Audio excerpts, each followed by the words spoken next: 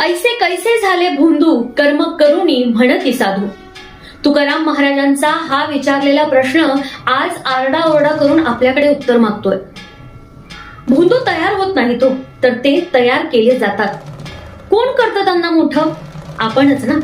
विचार न करता माना डोलवणारे आपण, प्रश्न विचारायला घाबरणारे आपण, श्रद्धेला अंधत्व बनवणारे आपण.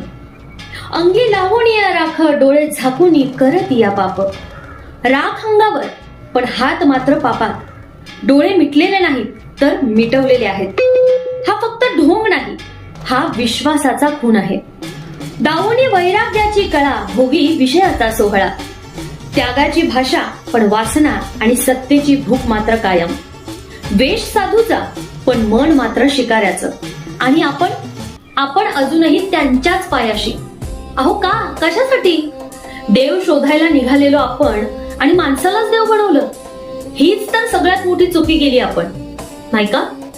खरं अध्यात्म कधीच कुणाला कशाचीच भीती दाखवत नाही. खरं अध्यात्म नेहमी मुक्त करतं. जिथे प्रश्न विचारायला बंदी असते ना, तिथे सत्य मुळीच नसतं.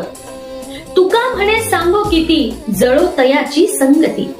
आता तुम्हीच ठरवा, डोळस भक्त व्हायचंय की तुम्हालाही या सगळ्यांचं बळी व्हायचंय.